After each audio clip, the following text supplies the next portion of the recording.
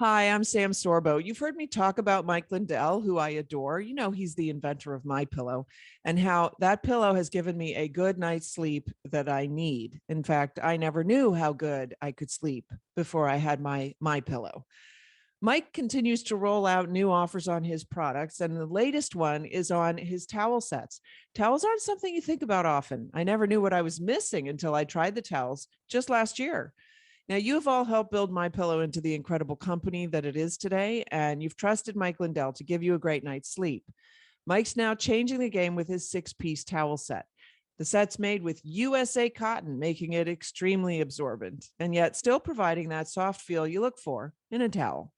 The set comes with 2 bath, 2 hand towels, and 2 washcloths, typically retailing for $109.99. But for a limited time, you can get this set for the low price of $39.99. And that's using promo code Sam Sorbo. So remember, all My Pillow products come with a 60-day money-back guarantee. You just go to mypillow.com, click on the radio listener specials to get this insanely low price of $39.99 on the towel set. You'll find deep discounts on other My Pillow products as well. So enter promo code Sam Sorbo, or you can call 800-625-5983. That's 800-625-5983 for these great radio specials. Hi, this is Sam Sorbo. I want to invite you all to join me at the Playbook for Home Learning Conference put on by Underground Education. There's a new community that started online called the Underground Education Community. You can find it by going to samsorbo.com. You can also find all the information about the conference, about how to approach education with your kids. Times are hard for parents right now. There's a lot going on in the schools that we don't like. But I'll tell you something, home learning is easier than you ever thought it could be and more fun than you ever imagined.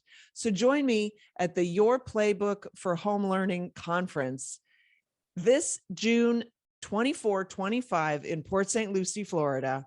And we're going to have a great time. Go to samsorbo.com for more information on everything. I'll see you there.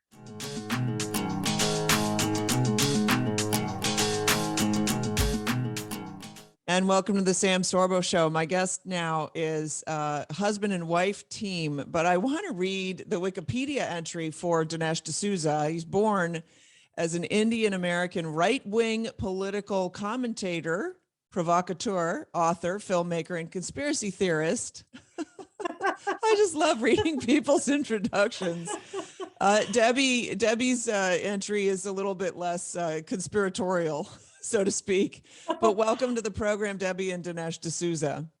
Thank you very much. Good to be with you, Sam. And we're big fans of you and Kevin, and we're delighted to have seen you at Mar-a-Lago recently. Yes. It was a great event and we all had a lot of fun. We did. We had a lot Well, of of fun. course, he's talking about the launch of the film 2000 Mules, which by all standards is breaking all these records. Salem has put it out on their platform. And I'm here about like these pop-up viewings also all over the country. It's doing really well. But I wanted to ask you, I mean, they say that if you're taking flack, you must be over the target. Is that kind of like what it feels like? Well, to you? You know, it is true that taking flack by itself, I don't think means anything, because if this film could have been dismissed as like just another conspiracy theory, then we would get no hearing. But the left has not been able to do that. In fact, even if you look at their fact checks, they're extremely long. And what that means is that they have to kind of get in the weeds and fight on every front. I mean, this guy, Philip Bump of the Washington Post, Sam, he's written about 7 articles on ballot trafficking, raising every conceivable objection. There's even a murder trial that's alluded to in the movie, as you know. It's just to show the reliability of geo-tracking. He starts fighting about the details inside that murder. And so what you get at is the left is unnerved by all this. This is not like all the other claims of election fraud. This one, I think they have to take seriously. Yeah, and they're afraid, I think. They're afraid of it. They're very afraid. It's an interesting point. So Debbie, you also took part in the movie. Yes. And rightly so, Dinesh. She's much better looking than you are. So What? No. I dispute that. My mother disputes it. so, but you guys take a very limited approach to the election, and there are a lot of theories out there about the different ways that the election was tampered with. Your approach is very pointed, very targeted. Do you think that that's more effective than taking the broad, taking it apart piece by piece? What do you think? What was your point, I guess? Yeah, so our point of doing this was that we had a smoking gun. And because of that, we knew we could definitely show in the movie that there was no disputing the evidence. The geo-tracking, as Dinesh has pointed out, is extremely accurate. And so even though we didn't have video in every Dropbox, in fact, most did not, the geo-tracking itself is definitive proof that these people did what they did, that they actually cheated, and it proves it. The other ways of cheating, which, by the way, I want to go on record to say that I do actually believe that there was cheating in other ways, but because we cannot prove that definitively, we didn't want to go that direction. I think, Sam, what it is that, let's say, for example, that you're looking at a claim that the Chinese are hacking our election. The problem is that you and I and Debbie, we're not cyber experts. So we're not in a position to competently evaluate that kind of evidence. And let's say that you have a cyber expert who says it happens, you're sure that the other side will produce two cyber experts who say it didn't. And so you're left with a kind of, you shrug your shoulders because you don't know. The beauty of what we show in the movie is that this geo-tracking people live with every day. I mean, you get off the plane in Naples to go on vacation and you get a notification on your phone, the weather in Naples is going to be 75 degrees. Yeah. Well, how do they know you're there? Yeah.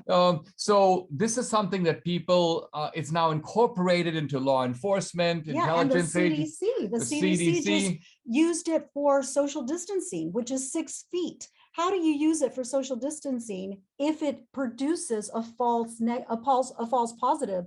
So if a person is more than 6 feet, it has to be accurate to within 6 feet is your point. And then, look, Ben Shapiro is talking about this and he goes, well, I don't see the same mule at multiple drop boxes. He's talking about the video.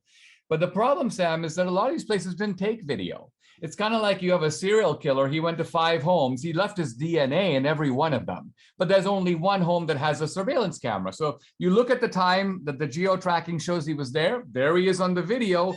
But you know what? If there was video in the other homes, you'd see him for sure. But there happens to be no video. Most of these states did not follow the election rules and install surveillance cameras as they should. But they have the DNA, and that is full, definitive proof right there. Yeah, I think one of your gifts, Dinesh, is being able to provide analogies that make perfect sense. And that was an excellent analogy. And I'll just reminisce for a moment. You appeared on stage and you gave an analogy of Obama on a white horse that was the analogy for socialism. And it was so well received, actually. You were sort of being questioned or pestered for that, and it was such a brilliant analogy. I think that's really one of your gifts, is being able to explain it.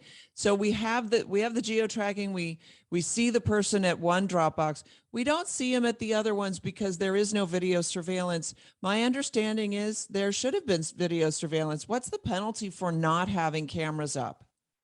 There's really no defense, because think about it. Every parking lot has surveillance, every ATM. So this is now cheap and easy to do. And many of these states said they would do it and they just didn't. And of course, they're pleading COVID. We didn't get around to it. But of course, there's tremendous vulnerability when you have unsupervised drop boxes. Quite frankly, if you didn't have these mail-in drop boxes, the mules would have no place to go to. So are you saying we should just do away with the drop boxes? Well, I think ideally, yes, but let me put it this way. We always need a fallback position. Some states are going to have drop boxes because these laws are made at the state level. And so the point I want to make is, if you're going to have drop boxes, There's no reason not to have 24-hour surveillance. Better not to have them, but if you're going to have them, we need surveillance. Oh, that's a great point. And if you don't have, but here's the thing, again, there's no teeth in it. If there's no penalty for not having surveillance, it's like, we know that Jeffrey Epstein turned off all of his surveillance cameras before he committed suicide. So. Well, this is the point. The Democrats very cunningly fought to change these rules long before the election. How convenient. You know, right? they fought for, let's not have rigorous signature matching. Let's not have voter ID. Let's install these drop boxes. Let's just mail out unsolicited ballots. Let's just send them to every name on the voter rolls. So what they were doing is, I would call it enabling the fraud. Now, it still doesn't prove the fraud occurred. And this is where the movie really takes off. It doesn't just show that the fraud was possible, that the bank was vulnerable. It shows, you know what? The criminals left their digital DNA in the bank. And guess what? We've got some of them breaking into the window themselves and getting into the bank. And we can show that to you in the film. Yeah, that was one of the most poignant parts in the film to me was the guy there was, I think it was a gal actually stuffing a ballot box and sort of looking around like, is anybody really watching me? There was one that I remember at night, and you're like, what's he doing there at 3:30 in the morning, stuffing a ballot box and looking around like, is anybody watching me? But the one during the daytime with the people lined up waiting to go in to vote, and the one guy's like standing there like, I think that's wrong somehow, you know, kind of, but so tentative and unwilling to step forward and say, what are you doing, you know? And the problem is, of course, that in one sense, harvesting ballots is perfectly legal, right? Well, there's a difference between harvesting and paid trafficking. So, for example, take Georgia. You are allowed to return the ballot of your family members, or if you are in a confined facility, you can give your ballot to a caregiver. Now, you've seen, Sam, the videos in the movie. None of those match this description. These mules, first of all, if you're dropping off ballots for a family member, why would you go to more than one drop box?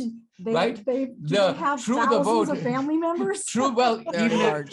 True the Vote search was for mules who went to 10 or more drop boxes. So there's no rational reason to do that, let alone in the middle of the night, let alone wearing gloves, let alone taking pictures of the ballots going in. You don't need to prove to family members I dropped the ballots, but you do have to prove to left-wing nonprofits, I did my job, I now need to get paid.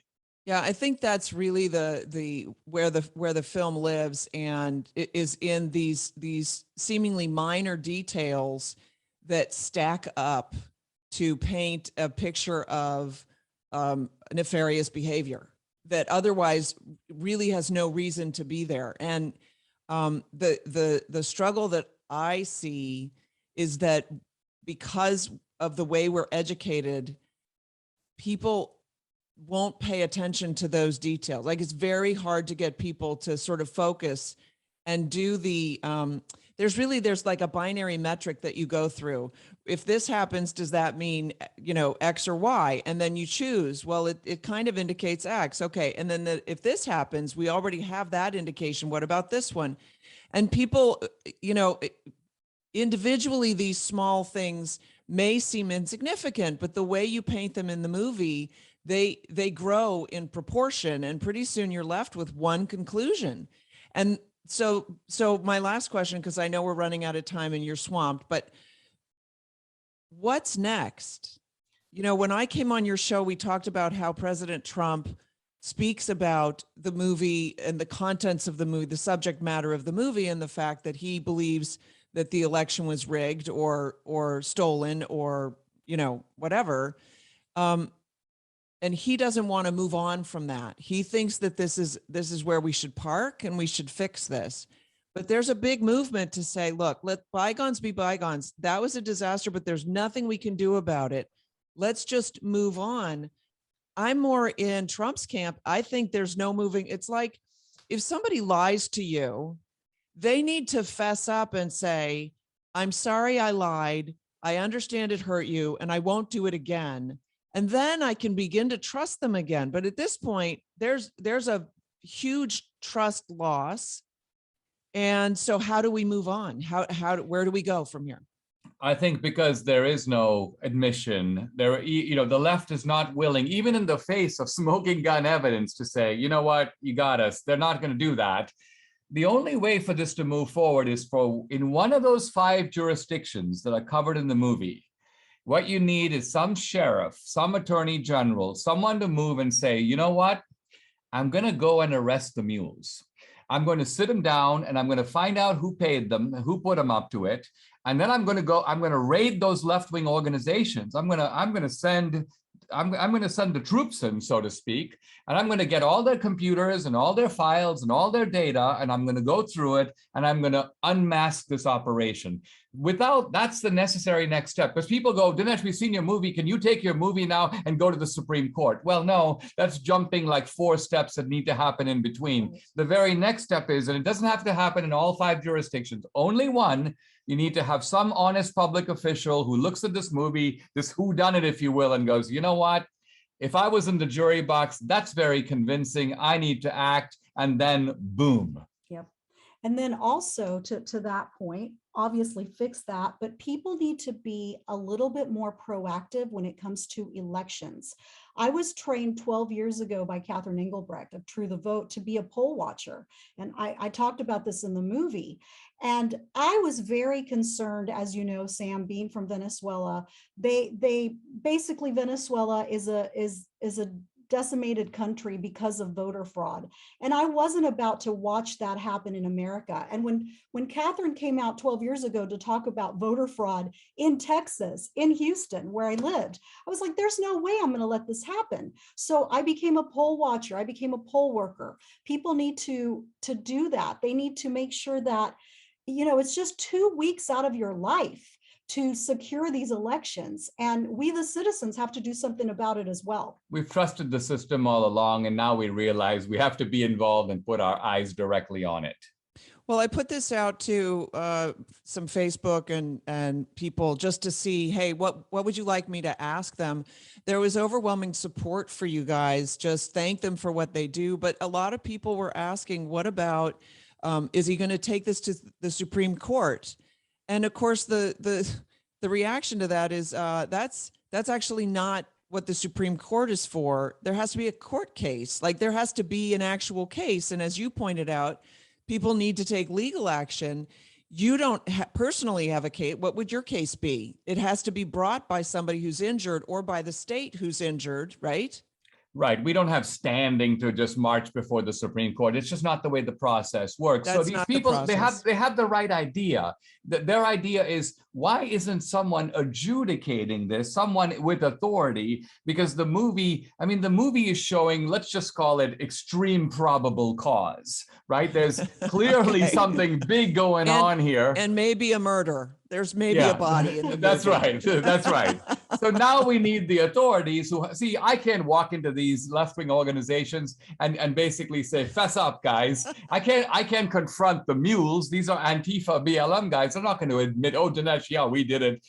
So what we were able to extract whatever we could for the movie, it's now up to others to take the next steps. But you know what? I'm not too hard on the GOP, because people are like, where's the GOP? Most people haven't seen the movie. We had Steve Scalise on the podcast yesterday. He's like, everyone's talking to me about 2,000 Mules. He goes, Dinesh, can you send me a copy of 2,000 Mules? I'm like, I'll go down to FedEx and get one off to you right away. These guys need some time to sort of digest it, see it. And I think our party is going to be like, you know what, this is not okay. Okay, so before I let you go, what's happening with the movie? How can people see it? Everybody wants to see it and they don't know where to find it. Well, let's just tell you, go to 2000mules.com. It's just the number 2000mules.com. 3 different ways to see the movie. It's only on uncancelable platforms, so it's not on the usual places I've put earlier movies. You won't find it on Amazon Prime or Apple iTunes. Just go to 2000mules.com. We might be making a big announcement next week. We're trying to expand the reach of the movie. So we've been approached by a lot of theaters. They're like, you know what? You did really well in theaters. Let's bring it back to the theater. So we're evaluating that. But we're going to, there's a possibility, which we'll announce next week, about putting the movie back into wide release in theaters. Well, that's exciting. And God bless you both, Debbie and Dinesh D'Souza. Thanks so much for coming on the Sam Sorbo Show. Go to 2000mulesmovie.com. Just And, 2000mules.com. Sorry, 2000mules.com and find it and watch it, and it'll make your blood boil. All right, that's it for me. I'm Sam Sorbo. This is the Sam Sorbo Show.